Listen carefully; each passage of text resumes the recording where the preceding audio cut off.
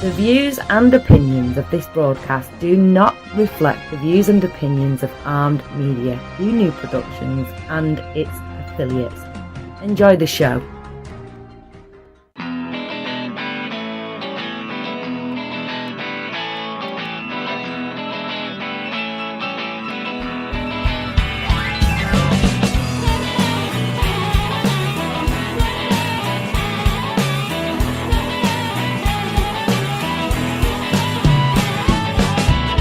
Teflon Pan Man. I'm the Teflon Pan Man. Ain't nothing gonna stick on me. Ladies and gentlemen, a very lovely evening to you. This is All You Can Eat. I am your host, Rob Rosenthal, coming to you live, as I do on Wednesdays at 8 p.m. Eastern Time, to talk about deliciousness. Deliciousness. I mean, whether it's something that we're eating or cooking, having it at a restaurant, buying it in the supermarket, getting it as a snack, a green market, wherever. It's about food and the enjoyment of it, the enjoyment thereof. Beautiful day in New York City, New York, October 10th. What would you guess the temperature was today, in the middle of the day? And the answer is 80 degrees. And sunny and really beautiful. So I popped out there for a bit to see what was going on. It was good. People are happy. On the subject tonight of deliciousness in food, there's a couple of things that strike me. And they are, one, that I haven't been eating as much of it, and I've been eating different food for the last 4 or 5 days. So I just want to cover that a little bit. But I also wanted to spend plenty of time tonight talking about restaurants. Restaurants in general. Restaurants in terms of how they are changing, how they've changed since we were going to them 10, 15, 20 years ago. What's going on in restaurants? What about data? What about having to make reservations from your telephone or from your computer? Anyway, I have a whole kind of thing to talk about with restaurants. And I do have, which is not unusual for the podcast, episode 30, by the way, you're listening to, episode 30. I do also have a couple of recipes, because I always like to throw that in. I'll just tell you, though, before we start up, since we are at episode number 30, if you're new, welcome. Let's just start with that. I use the podcast and the opportunity to talk about what's going on in food, how it changes, what the trends are, what we're eating, what we're making, what people are saying, what people are reading and writing.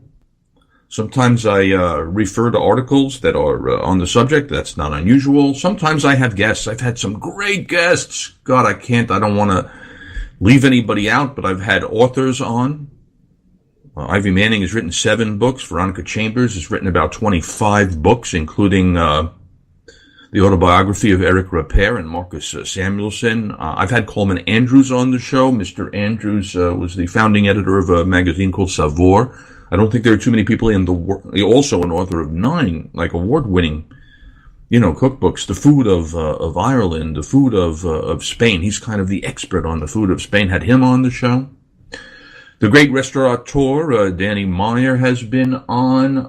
Let's see who else. I've had experts in wine. That was fun, too, by the way. That was fun, too. I had Mitch Frank. He had just written the cover story in Wine Spectator on the subject of rosé. We spoke a lot about that. And I've had also another editor, Napjes. What is her name? She was on with me a little while ago over Memorial Day. I'm so sorry, I forgot her first name. But also senior editor over there at Wine Spectator. We spoke a lot about what wine was appropriate at that moment for certain types of food that we were grilling over Labor Day weekend. It was actually. Who else has been on? We've had interesting people. Joe DiStefano has been on the show. Nobody knows more about the ethnic cuisine of Queens than the guy they call Mr. Queens, Joe DiStefano. Ladies and gentlemen, he was on the show. Queens, incidentally, as I've pointed out many times before, Queens, New York is the single most diverse ethnic cuisine city in America. arguably the world. I'm not going to say that with a factual assurance, but certainly in the United States of America, you're not going to find any city in this country that has more diverse ethnic cuisine than Queens, New York. And Queens, New York is relevant to me because I spent a good 8 years of my life in that part of town. Kind of where I'm from. I mean, not even kind of. People want to know where I'm from. I might have been born here on the big island of Manhattan, but I did spend my formative years in Queens, New York. Who else has been on the show? We've had authors, we have restaurant people, we've had, chefs, right? I mean, certainly I've had chefs on the show. I just forgot who they were.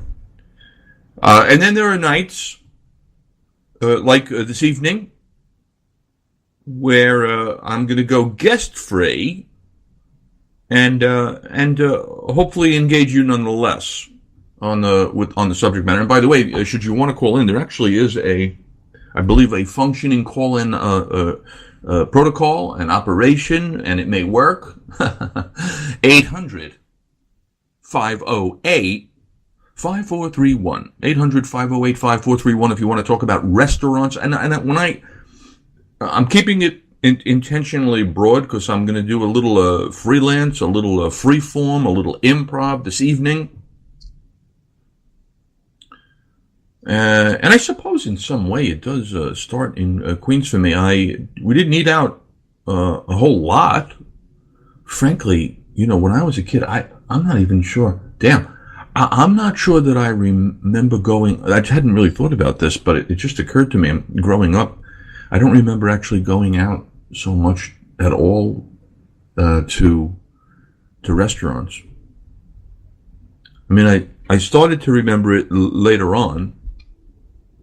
But in my early experience, like, restaurant wasn't kind of a big thing.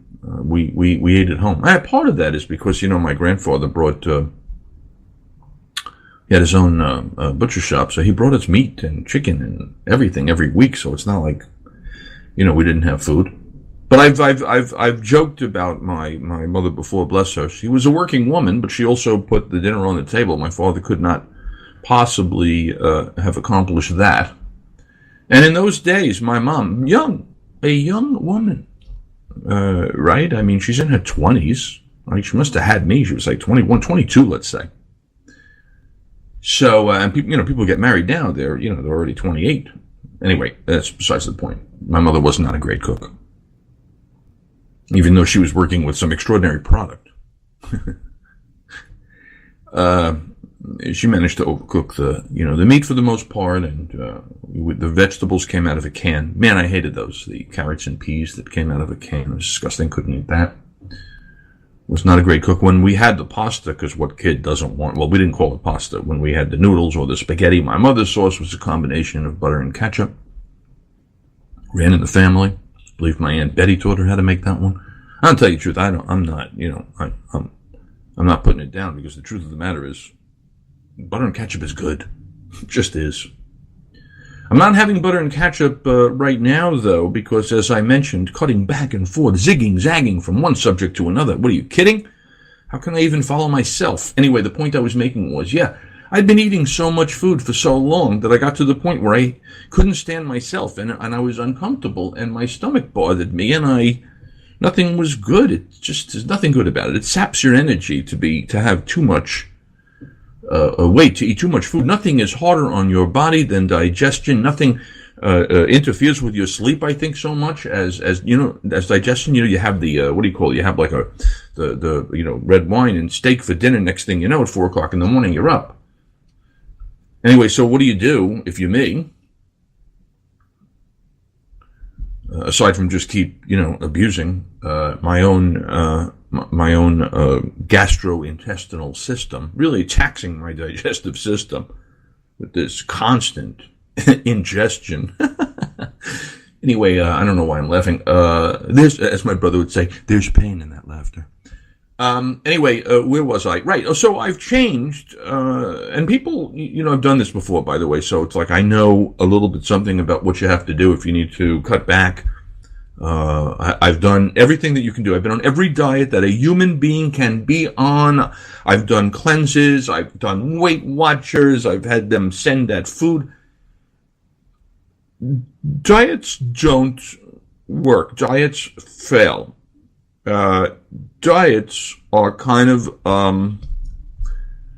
a scam, or at least it's a bad word to describe what you want to be doing. Because anytime you get into a situation, I mean, if diets were so good, let's put it this way, we wouldn't have a country that was at least 1/3 obese and have all the heart disease and all that kind of stuff. But that's not what I'm here to say. What I'm here to say is that if, in fact, you want to change you want to feel better about things, you want to cut back, you want to lose weight, or whatever it want to be, you have to essentially cut some things out. That's really what it comes down to. This is no surprise. The best weight loss mechanism in the world is to move more and eat less.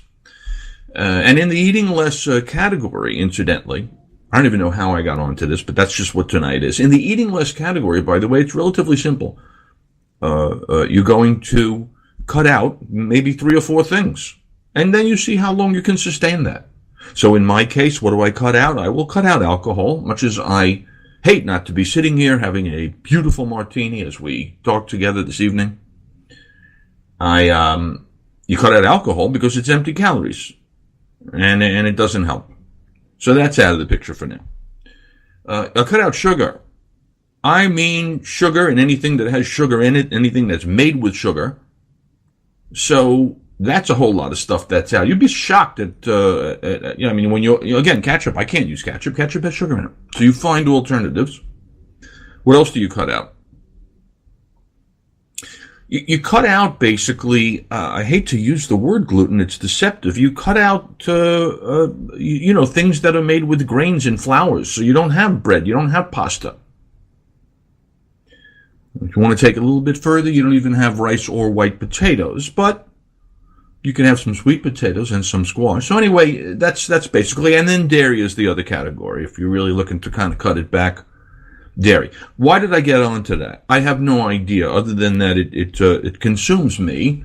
But that's essentially what's going on right now in my own personal quest to maintain some semblance of control over my health, my weight, and my vanity. I cut from that into that I went to a restaurant here in New York City this past Saturday night, a restaurant I've been to before. Now, I am an avowed variety junkie. I always look for the new, and yet, there are certain places that I have been to many times repeatedly, but there aren't too many like that. I mean, like in my whole life, and I've been to a lot of restaurants in a lot part of the world, there's only a handful of them that I would say are, that I've been to more than, 10, 15, 20, 25 times. Most, I like to try something new. Now, a restaurant Saturday night that I had been to before, and I always liked it.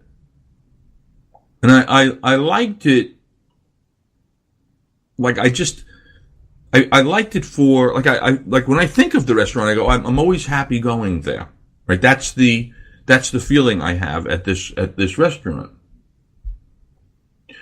You're wondering, it's called The Ribbon. It's on the Upper West Side of Manhattan. It's one of a group of restaurants that is connected to the original Blue Ribbon. Then there was Blue Ribbon Sushi. Then there's a whole contingent, a small family of Blue Ribbon type restaurants, and frankly, I've never had a bad meal or experience in any of them. But I go into the Ribbon and I go happily. I made the reservation, incidentally, and it's part of what I think we will eventually get to. I made the reservation online. It was Open Table. I mean, we certainly didn't do that back in the day, did we? You wanted to make a reservation, you called the restaurant. Somebody got on the phone, they could take you, they couldn't. You're hard-pressed to get in touch with a restaurant these days. Most of them are working electronically so that you have to get to them through an Open Table or through a Resi. I don't mind that. That's easy. And if they don't have the time available, and sometimes they block out the key period, 8 p.m., for example, on a Friday or Saturday night, you can always call and see what's what.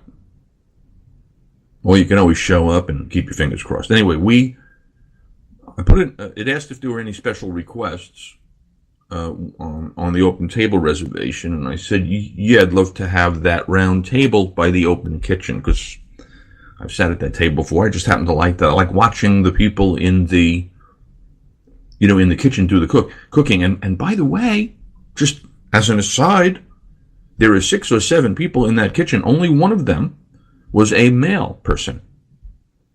6 females working away in the open kitchen, putting out whatever they were putting out. And by the way, what they put out is good. Now, so the question you ask yourself when you think about the restaurants that you love or that you go to repeatedly is obviously you have to be happy with the food. But there's a lot of places where you can get good food, equal food, better food. So what makes some places then more like you're excited to go there? You're like, oh, like I said before, it's like, I'm happy to go there. It's not like, oh yeah, I'll go there.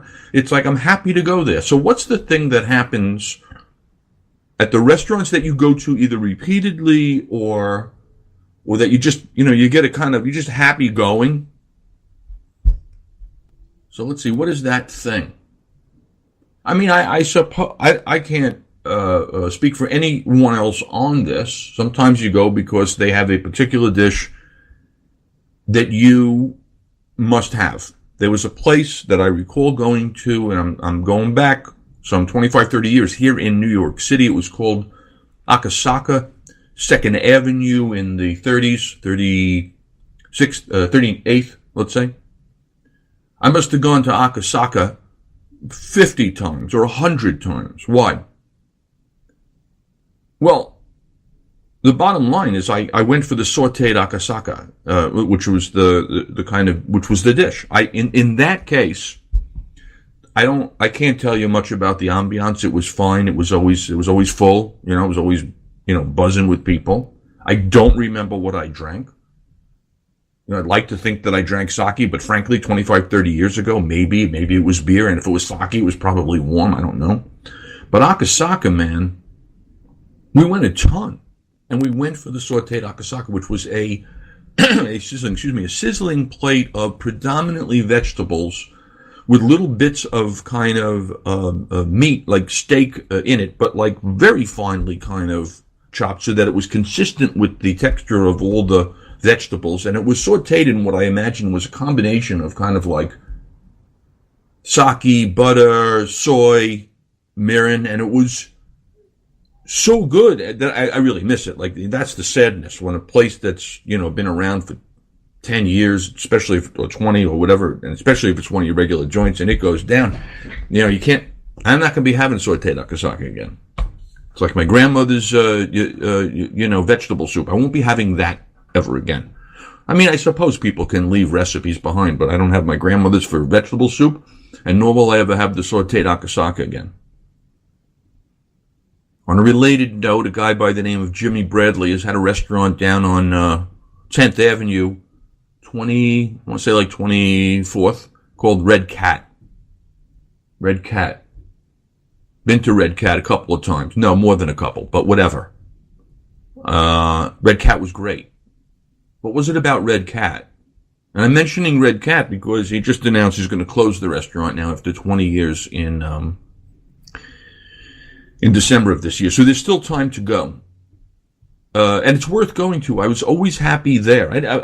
Because it was in a different, neighborhood that I didn't get spend a lot of time in. I haven't been there as many times, but I was there enough to, with other people, with the bar. I've had, they make very, very delicious food. The energy, the vibe is lovely, and that matters, right? That feeling that you have when you're in there, that it feels good to be inside. There's a big difference between being in a restaurant space that's like comfortable and the lighting is right. The lighting is crucial. And how are they on the noise? Like, what's the acoustic situation? Can you hear each other speak? The Red Cat closing after 20 years. Yeah, so we're talking about the things, and obviously it's a lot different eating in that space, than it is going into a cafeteria with a linoleum floor and terrible looking tables and plastic, plates. Now, it doesn't mean that you can't get amazing jerk chicken wings or well, ladies and gentlemen, hang on one second because we have a call.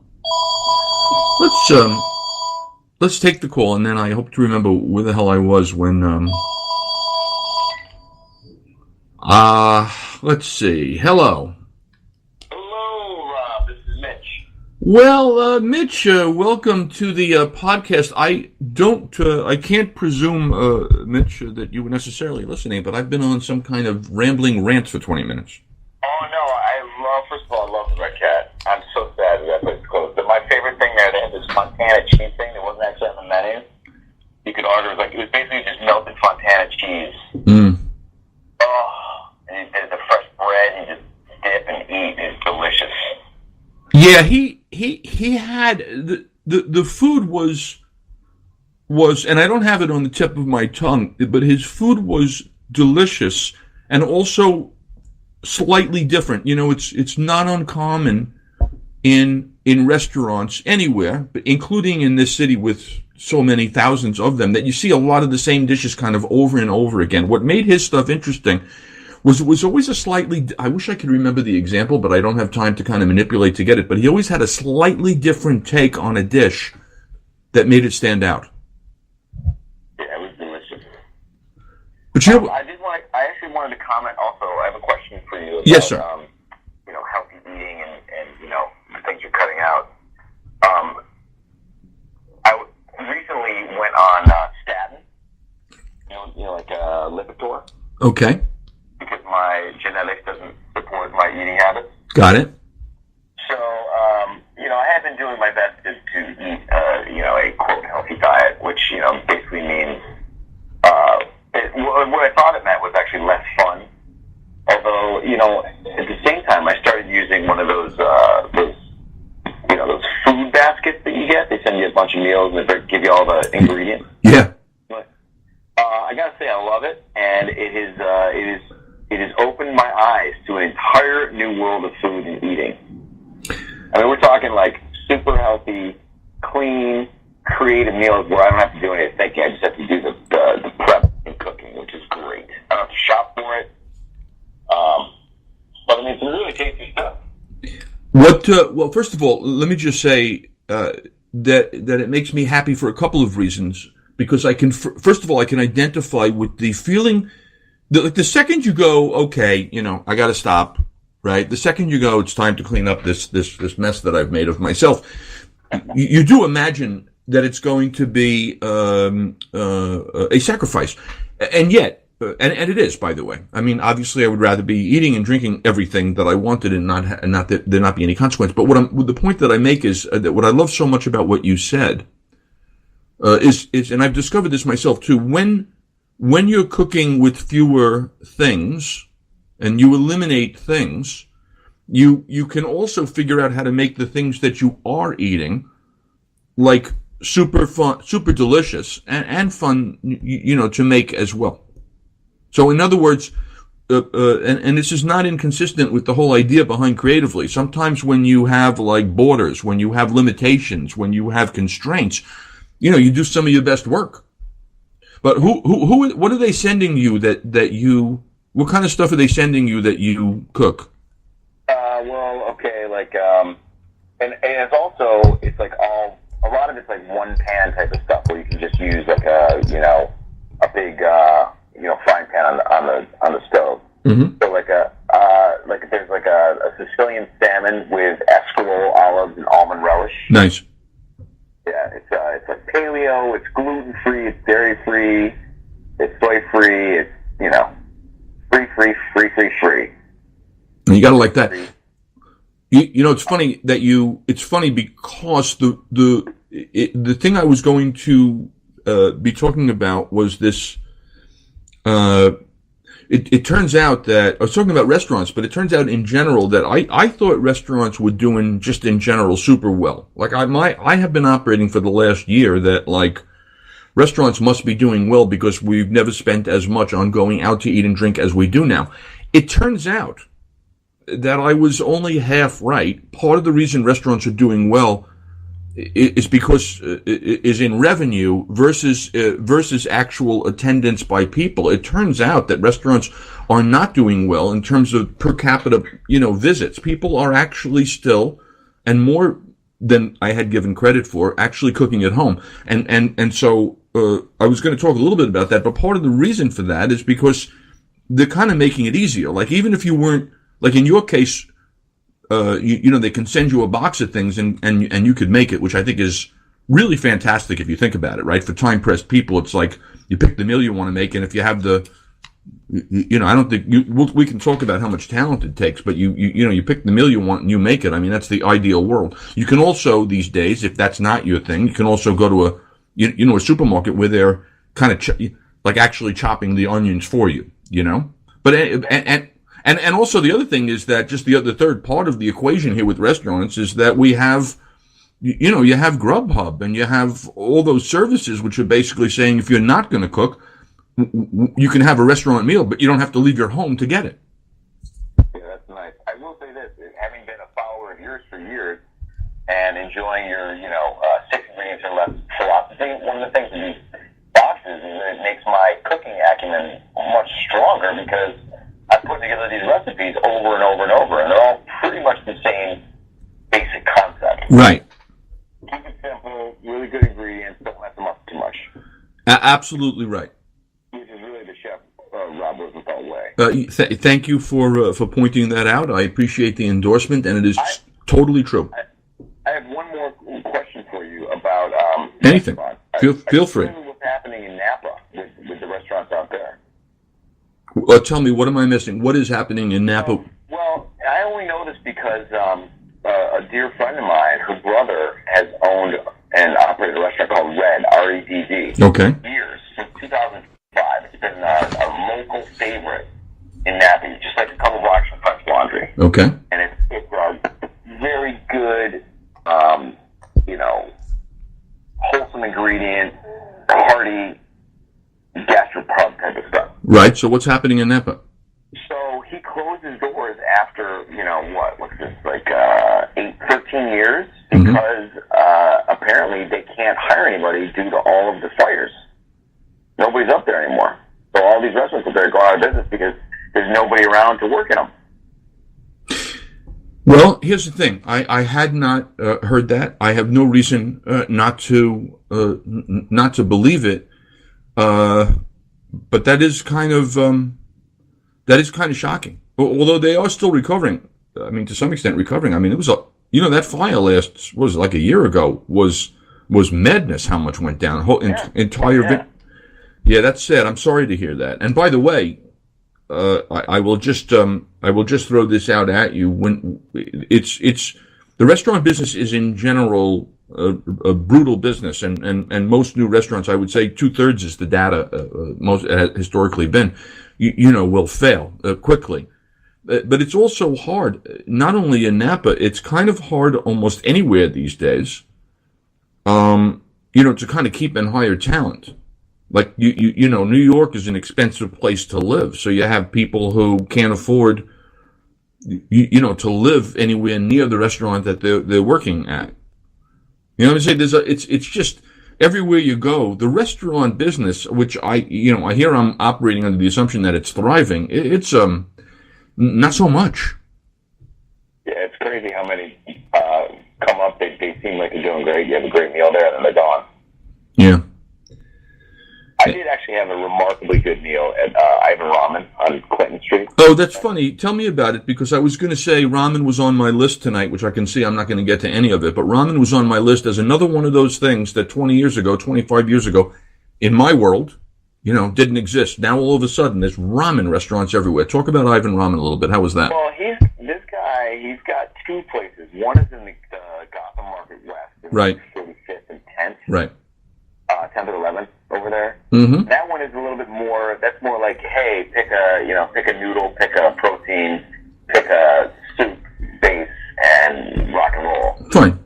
This one on Clinton is more of like a sit down restaurant where they have more of a menu that you can order from, and it's just delicious. I mean, this guy, American guy who ended up moving to living in Japan for years and years and years, kind of didn't find his way. And then in Japan, he fell in love with the food and just became a master ramen guy there. Kind of won the hearts of the Japanese there, and then he brought it back here. Yeah, he's doing very well, and good for him. It's good for him. I could eat. They got a veggie ramen. They got this spicy ramen, which the spicy one that's my favorite. You have places that I was talking about it before. Do you have places that you go over and over again? Like favorites. You have places like that, or are you more likely to try something brand new all the time? No, I have. I mean, I've been to ramen probably 15 times. And what is it? So is it just basically? Is it all about the bowl of noodles and broth? Yeah, I mean, when somebody gets something right, Yeah. I want that one thing. If I want that itch scratch, I go there. Yeah. There's another one. This one I would go to. I've been to and will continue to go to, and that's Mamoon. Mamoon's Lebanese falafel and shawarma. Holy moly! Sure. That place, you get a lamb shawarma with the hot sauce they have. Yep. Get either the sandwich or the platter. You get some hummus thrown in there. It's relatively healthy. Right. And it's a good price, too. I mean, both of these are, Yeah, but the price point and, oh, my God, that place. Yeah. I mean, there's nothing like it, really. Yeah. Yeah, you're right. So, I mean, if there's some, or like, once again, if I'm looking for like a pastrami sandwich, I know there's a lot of debate out there about the best pastrami, but I'm a Katz's guy through and through. Yeah, I'm not even sure there's that much of a debate, to be honest with you. I mean, if you're in this part of the world, it's Katz's. There are, there are people that believe in that LA. There's a great pastrami. I don't know which one of their delis it is. I always forget. It doesn't matter. But they think they have a better pastrami there. But whatever. I mean. Yes, I think it's Langer's. They got the. Yeah. Right. Yeah, or maybe it's the 19. No, I think it's 59. Anyway, pastrami. Yeah, there's a place that's been around for over 100 years too. You don't see a ton of that. Well, anyway, I appreciate that you called in. I'm glad that we had the opportunity to chit chat here on All You Can Eat. And thank you, and be well and be healthy. Thanks, Mal. And have fun. Thanks. Right. Well, there you go. There's Mitch. Reminded me about ramen. Yeah, I mean, that's what I know that I'm jumping, but there was some things. Not only didn't I go out a lot, but I mean, when we finally did start going out to eat, you went to an Italian restaurant, you went to a Chinese restaurant. Maybe there was what you would call kind of more of a continental or a steak place, but now, I mean, entire industries devoted to ramen. Restaurants that you go simply to make your own salad. We didn't have that. I don't even remember Mexican restaurants so much, growing up. That wasn't quite as popular then. But what is it about the restaurants that make you happy other than a beautiful bowl of broth and noodles or sauteed akasaka or, there's another one. I would say there was one restaurant that I also went to, 75, 100 times. 2nd Avenue and 52nd Street, Rocky Lee's Chucho Bianco. They made and there were two dishes in particular that stood out for me that's why you went. I mean, the place had that kind of very Sinatra, old school, 60s booths feel to it. get a glass of wine or a bottle of Rufino, Chianti, Ducale, whatever it was. And then you ordered a pizza, and their pizza was extraordinary. It was thin crust. Ordered the eggplant pizza, which rather than having kind of like slathered with giant slabs of eggplant, little pieces of fried eggplant on the pizza. Probably had some sausage in there too, sausage pies. And the other dish was his, the guy that ran the place or owned the place was Sal. He was, he was smooth, but, Sal's, I had pasta with Sal's suicide sauce, which was basically a tomato sauce that was loaded with more garlic, more red pepper flakes, and more basil than any that I had ever seen. Sal's suicide sauce. Rocky Lee. So again, we were there. I mean, the vibe was fine.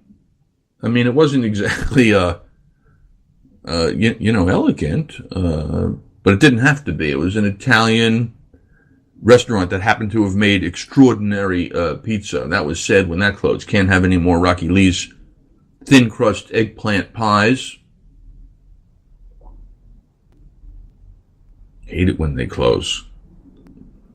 But what is it that makes the places that you love going to, if it's not a signature dish, pastrami at Katz's, sauteed akasaka eggplant pizza, if it's not a signature dish, why was I excited over at the Ribbon on Saturday to go back for the 20th time or however many times I went? And so it starts when you walk in the door. Two things occur to you, right? The scene, and when I say scene, I don't mean like people, that's fine. I mean like, what are the atmospherics? And again, the lighting is crucial. And is there paneling? Is it music? Is it dark? Is it something in a restaurant, the good restaurants, there's gotta be, it has to deliver a feeling to you when you walk in. And hopefully that feeling for you is a good one, a comforting one, an exciting one, whatever it may be. That's one. And the other thing that happens when you walk in is the greeting. Am I right? And tell me that you haven't experienced this. That you walk in and someone, a man or a woman, greets you warmly. Hello, how are you? Welcome. You have a reservation? Yes, it's Rosenthal, party of 4. Ah, yeah, sure, right here. Give us a minute. We'll get ready to take you right to the table. Your table's ready. But warm and eye contact and direct and friendly and let's say professional. Right?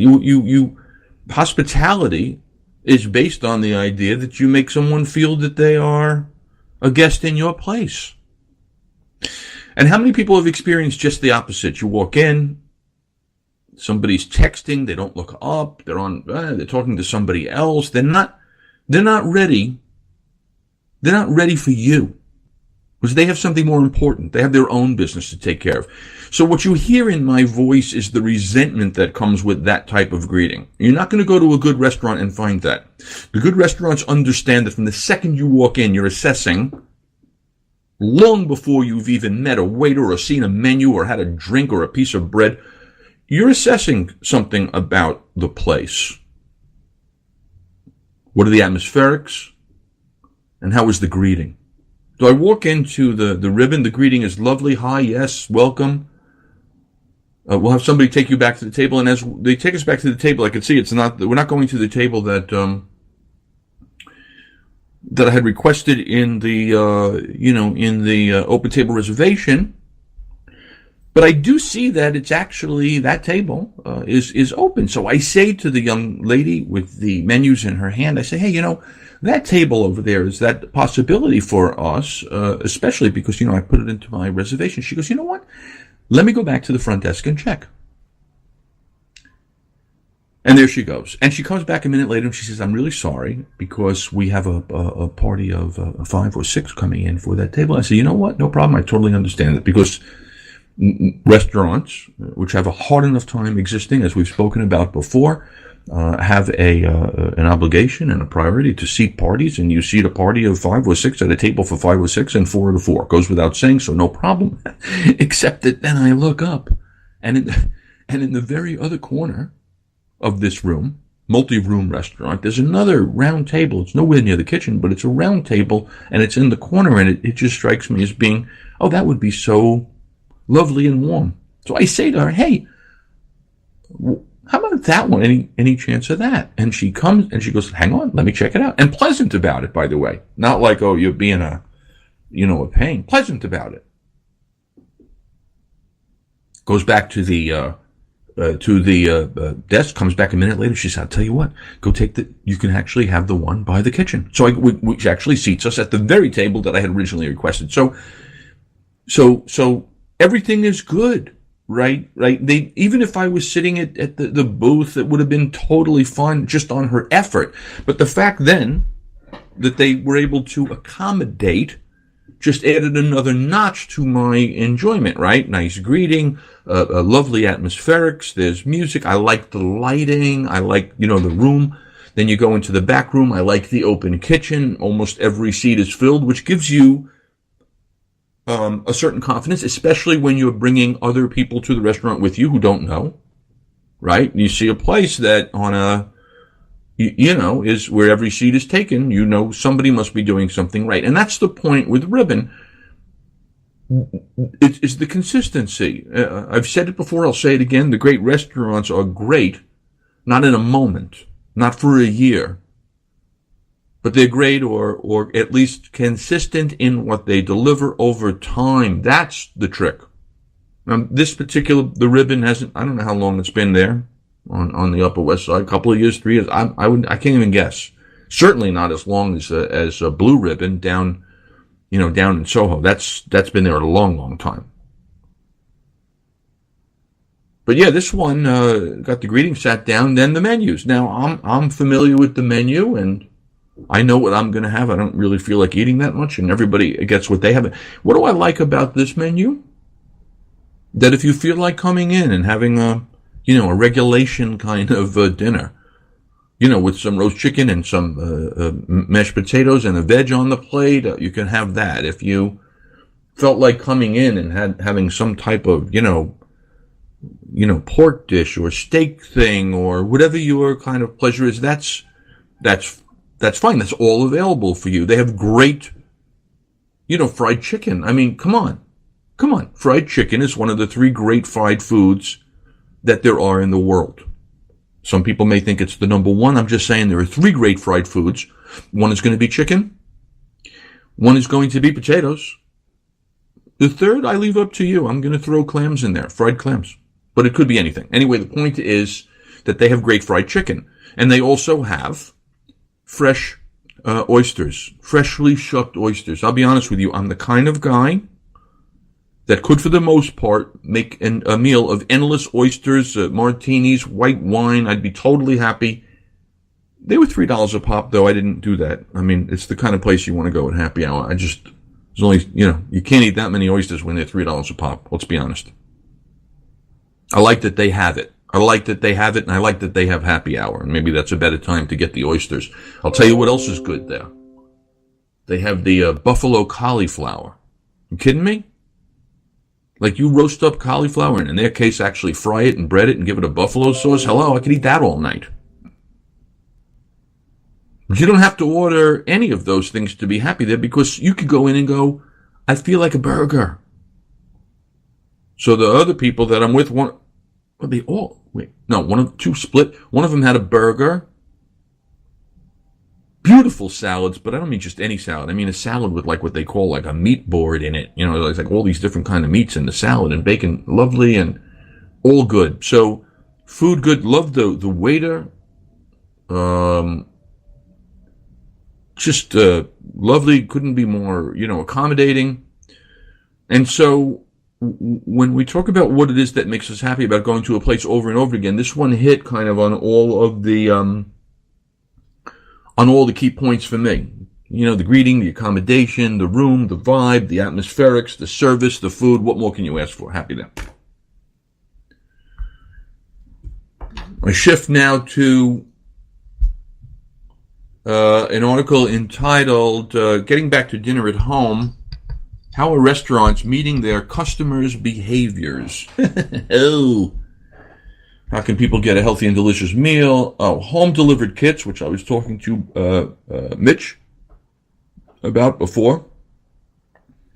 Some home cooks enjoy this near-scratch cooking experience that takes care of the planning and shopping for you.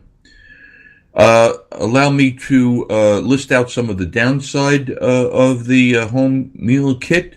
Can be expensive, 10 to 20, environmentally unfriendly because it takes a lot of packaging, blah, blah, blah. I shouldn't say blah, blah, that's wrong. It is environmentally unfriendly. It takes a lot of packaging to deliver perishables to your doorstep, especially most people don't get home until 6. So, it can be time consuming. All right, restaurant takeout or delivery, we know how enormous that is. I have a restaurant in my neighborhood that I like a lot. But, you know, he told me honestly, the guy that owns the place, they're not making it, like most of their business is done through delivery, but they don't really make any money on it because those services are getting like 30% of it. But part of the reasons restaurants are having, you know, well, they have to send stuff out. If you're, you know, there are a lot of restaurants that probably can't survive if they're not doing, you know, obviously, takeout and delivery business.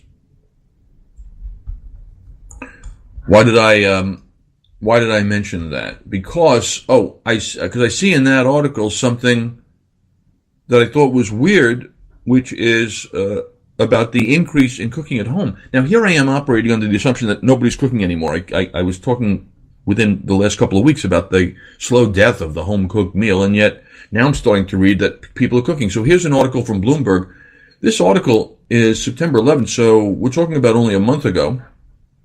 And it says home cooking would be making a comeback if it ever really went away. Restaurants are getting dinged by the convenience of Netflix, the advent of pre-made meals, the spread of online grocery delivery, plus crushing student debt and a focus on healthy eating. 82% of American meals are prepared at home. Holy wow. Think about that. I didn't know that. More than were cooked 10 years ago, according to NPD, which is a legitimate researcher. The latest peak in restaurant going was in the year 2000, when the average American dined out 216 times a year. I don't get that. Those numbers don't add up to me. How can the average American dine out 216 times a year, 2 out of every 3 days, and still 82% of American meals are prepared at home? All right, fine. Let's just assume that's all accurate because it's coming from Bloomberg and it's all sourced. Don't be fooled by reports of rising U.S. restaurant sales at big chains like McDonald's Corp. Increases have been driven by price hikes, not more customers. Traffic for the industry was down 1% in July, the 29th straight month of declines. Wow. It's counterintuitive because you see a lot of things in the press about restaurant sales increasing, but America still does cook at home where it's cheaper, and meal kit companies are making it easy for you. HelloFresh, Blue Apron, etc., etc. Chick-fil-A is selling meal packages at 150 of its restaurants in Atlanta for the first time. They're testing that out. As I was saying before, you go to the supermarket and they're doing half the work for you. So that's what's going on out there in the world. And it's tough, man. It's tough for restaurants. It's a competitive business. And moreover, people are eating at home more. And then add to that the minimum wage, the difficulty of whether it's a fire in Napa or real estate in New York. It's very hard to find the talent to cook. I don't know. Is there a happy ending? Well, I don't know. I mean, you can still go out and eat, and depending on where you are, you probably have still a ton of really good choices. I don't know. But it sure is different They're using data. I was going to talk about it, but we don't have the time, so that's fine. They're using data, or they're actually obsessed with data, whether it's a big chain or a small business, because they're collecting all your personal information that they can, if you let them. Anytime you're ordering from, whether it's Open Table or Resy, or anytime that you're signing up for some kind of newsletter, or you get a rewards card from Starbucks or some other program from Chipotle or whatever it is, they're collecting data. Some of that data works to our advantage. They know when to reach us if they know what we like and where we live. And maybe they have something to offer. Some of that is not advantageous. If you have any interest, as I do, in maintaining some semblance of privacy, you don't give out that much information. But don't be surprised when you walk into a restaurant and they know something about you. That happens more and more. Something. They know what you had last time you were there. They might have known what you posted on social media. They know where you live, how many times you've eaten there, etc., etc. Data is important everywhere, and certainly in this business as well.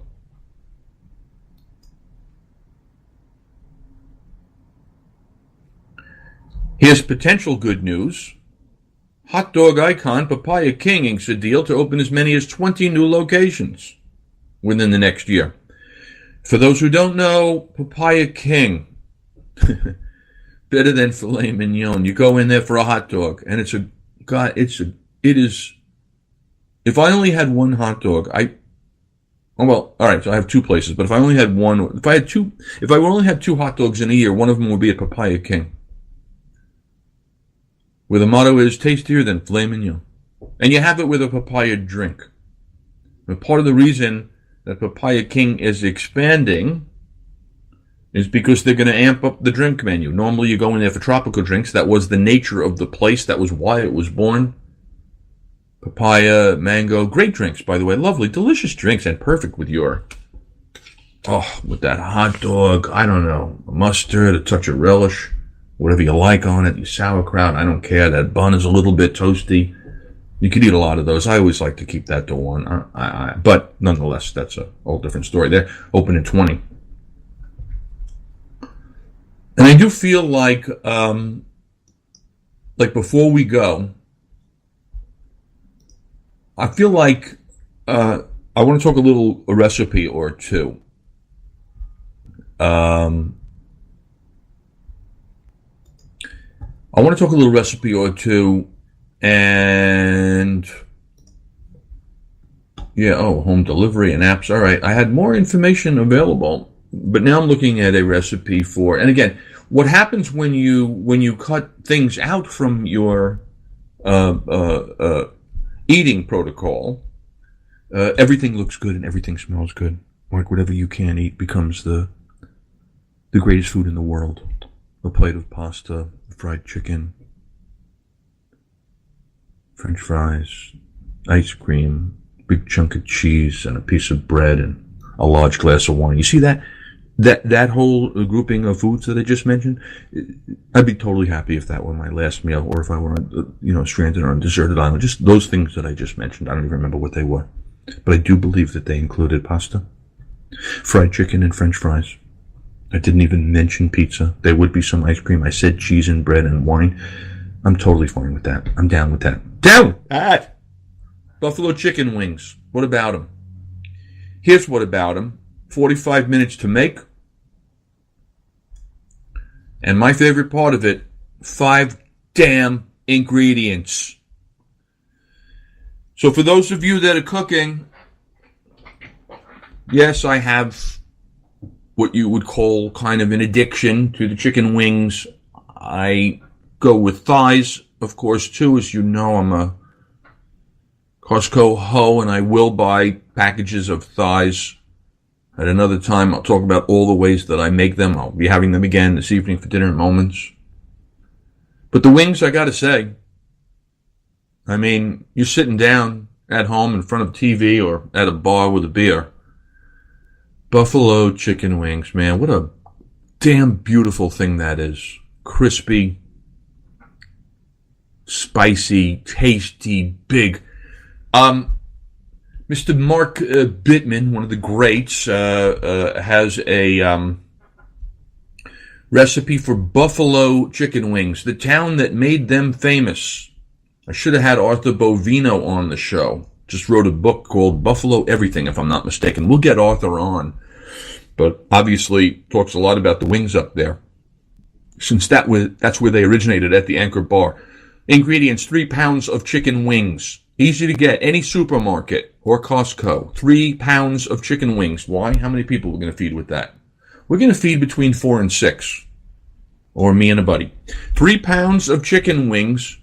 1/3 of a cup of relatively mild hot sauce. Listen, ladies and germs, I've said it before, I'm going to say it again. It's Frank's hot sauce. Forget what he says here. The 1/3 of a cup is fine. The brand is Frank's. You can find it in any supermarket up and down this coast. I'm pretty sure across the country, and they do sell it by the metric gallon at Costco. 4 tablespoons of melted butter. That's simple. I'd keep it unsalted, but it ain't going to kill you if it has salt on it. The only reason you don't want salt is because your hot sauce, Frank's, has plenty of its own salt already. Mr. Bittman adds in one other ingredient that I haven't used, but I totally get it, appreciate it, understand it, and approve it. It is a tablespoon of vinegar. Your choice between sherry vinegar or white vinegar. And then he adds in a tablespoon of minced garlic. And he indicates some salt and pepper, but I leave that up to you. I wouldn't use pepper on this. And I think you have enough salt from the hot sauce, but you could add more, or not if your melted butter has salt in it. 3 pounds wings, 1/3 of a cup of hot sauce, Frank's hot sauce, 4 tablespoons melted butter, a tablespoon of sherry vinegar or white vinegar, and then your minced garlic. So that's it, 5 ingredients. Cut your wings into 3 sections. Save the tips for stock. Toss the wings with a little neutral oil to keep them from sticking. There's a flaw in your recipe here, New York Times. There's no neutral oil like grapeseed or canola indicated on the ingredient list. Step 2, heat a charcoal or gas grill, and frankly, you can heat an oven too. Fire should be hot, 4 to 6 inches from the heat. You can also do these things. You can also roast these off in a very high heat oven, 450, 475, I don't care, 450, let's call it. Place the wings on the cool side of the grill. Forget it. Turning, blah, blah, blah. It's a lot of work. I'm telling you, do this in the oven while the wings cook, right? And what does he put on the wings? A little neutral oil. This guy's grilling these things with nothing. While the wings cook, right? Combine 1/3 of a cup of your Frank's, 4 tablespoons of your butter, a tablespoon of your sherry or white vinegar, a tablespoon of your garlic, salt, and pepper. Put it in a large bowl. When the wings are cooked, add them to the bowl with the sauce and toss the coat. Now put the wing back on the hot part of the grill, or in the oven, and finish them off. And they'll be delicious. This is Rob Rosenthal. This is All You Can Eat. I'll be back next week at 8 p.m. Eastern. Remember this, my friends, life is short, so never waste a minute. Ain't nothing gonna stick on